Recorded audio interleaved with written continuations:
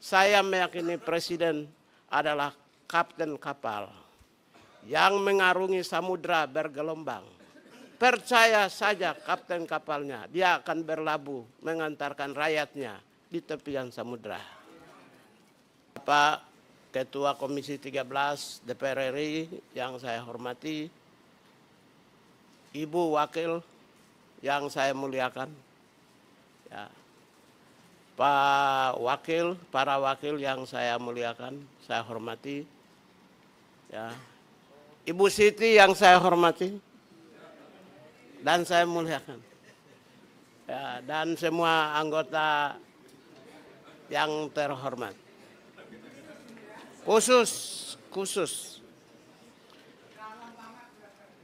ya memang harus lembut. Apalagi sudah masuk di parlemen.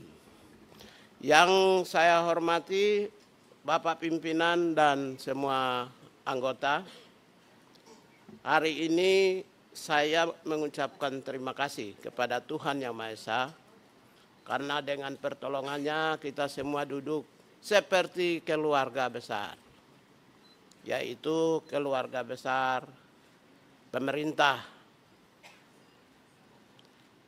Saya singkat saja Pak Bapak pimpinan, karena nanti giliran setelah saya banyak juga. Intinya saja bahwa Kementerian Hak Asasi Manusia di hari pertama kebijakan efisiensi oleh Presiden, saya menyatakan siap dan boleh cek di semua media. Saya dan sampai dengan hari ini yang mengucapkan siap dan tidak terpengaruh cuma Kementerian HAM. Boleh cek di televisi, di media, cuma satu-satunya yang menyatakan siap dan tidak terpengaruh. Dan itu saya buktikan, kantor hari ini di Kementerian Hak Asasi Manusia berjalan normal. Satu lampu pun tidak padam. Apalagi kerja dari rumah, matikan listrik. Kita baru dialog dan diskusi, orang sudah ketakutan. Saya meyakini Presiden adalah kapten kapal yang mengarungi samudra bergelombang. Percaya saja kapten kapalnya, dia akan berlabuh mengantarkan rakyatnya di tepian samudra. Tidak mungkin seorang patriotik, negarawan, bangsawan, presiden menjerumuskan bangsanya. Oleh karena itulah saya menyatakan siap dan tidak terpengaruh. Itu yang pertama. Yang kedua, Bapak pimpinan dan para anggota yang saya hormati, langsung saja bahwa anggaran yang kami susun dulu, yang sekarang muncul di 2025, ini adalah baseline anggaran berdasarkan Direktorat Jenderal Hak Asasi Manusia. Satu dirjen, satu orang. Sekarang tidak muncul karena kami masuk jadi menteri dan bentuk Kementerian Hak Asasi Manusia di ujung tahun. Sehingga yang kami dapatkan oleh pemerintah 174 miliar ini berdasarkan anggaran yang disusun berbasis kepada Direktorat Jenderal HAM yang dikasih oleh Badan Perencanaan Pembangunan Nasional. Baseline anggaran yang berbasis kepada Kementerian Hak Asasi Manusia yang terdiri dari 1 Sekretariat Jenderal, Inspektor Jenderal, kemudian 2 Direktur Jenderal, 2 pusat, dan saya ingin sampaikan bahwa kementerian kami dapat 20 kantor wilayah, Pak. Kanwil. Ini nanti akan muncul insya Allah mungkin tahun ini atau mungkin tahun depan. Ya, ini tergantung kebijaksanaan dari Bapak pimpinan dan para anggota. Apakah ingin dimunculkan baseline anggaran berdasarkan Kementerian HAM ini? insya Allah di tahun ini, bulan depan, 2 bulan lagi, atau nanti tahun depan kami tidak punya kewenangan dan kewenangan kami serahkan kepada DPR RI. Setelah kami punya anggaran sebanyak 174 miliar, ya, anggaran yang muncul tahun ini yang disusun di tahun lalu berdasarkan satu Direktorat Jenderal adalah 174 miliar.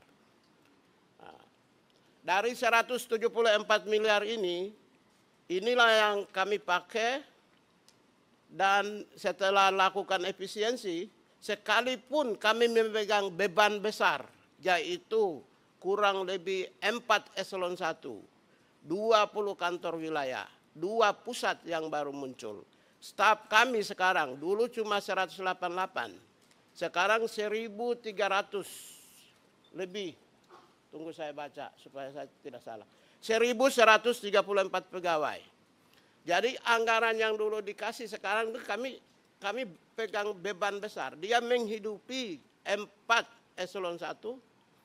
Ya, yang dulu hanya untuk kebutuhan 1 eselon 1. Menghidupi juga 1.134 pegawai. Yang dulu anggaran yang disusun tahun lalu itu hanya untuk kepentingan 188 pegawai. Nah, dan juga untuk kepentingan 20 kantor wilayah. Setelah efisiensi, Bapak Pimpinan, Ibu Wakil, ya, Pak Ketua dan semua anggota yang saya hormati dan saya muliakan dan saya banggakan semuanya. Anggaran 174 miliar, total efisiensi adalah 60 miliar. Kami dapat 60 miliar dan setelah efisiensi anggaran yang ada di kantor saat ini 113 M. Saya tidak perlu menjelaskan efisiensi di mana saja, tapi yang jelas gaji satu pun kami tidak motong, karena itu penting. Kemudian kami juga tidak lakukan efisiensi di pusat data dan informasi HAM, karena memang nggak ada anggaran, karena ini unit baru. Terus pusat pengembangan SDM HAM juga unit baru, tidak ada anggaran. Bapak Pimpinan, ingin saya pertegas menjelaskan sedikit di pusat pengembangan SDM. Semua jabatan fungsional HAM di Indonesia nanti akan di sini penilaian angka kredit dan pengangkatan jabatannya. Pusatnya ada di sini. Semua dari mau di institusi manapun yang ada jabatan fungsional HAM-nya di sini. Tapi anggaran hari ini belum punya di tempat ini. Nah, ini satuan pangkalnya, induknya dari pusat pengembangan SDM, khususnya jabatan fungsional. Seperti peneliti itu jabatan satuan induknya itu di BRIN. Nah, kalau nanti yang di bidang hukum itu biasanya di Kementerian Hukum. Kalau yang HAM ini semua nanti di sini. Nah, sementara ini karena unit baru, anggaran pun belum ada dan kami juga belum melakukan efisiensi, termasuk 20 kantor wilayah. Saya kira itu yang saya sampaikan dan selanjutnya kami mohon arahan dari pimpinan, tuntunan, nasihat ya, dari pimpinan. Saya kira demikian, terima kasih. Mohon maaf, seringkali kami ini kalau bicara tidak terlalu formal. Lagi pula jarang saya baca teks. Lebih baik langsung sehingga mungkin pesannya bisa tersampai kepada pimpinan yang mulia tanpa mengurangi rasa penghormatan kami terhadap pimpinan dan parlemen. Terima kasih, Kakak. Untuk itu Pak Prabowo tidak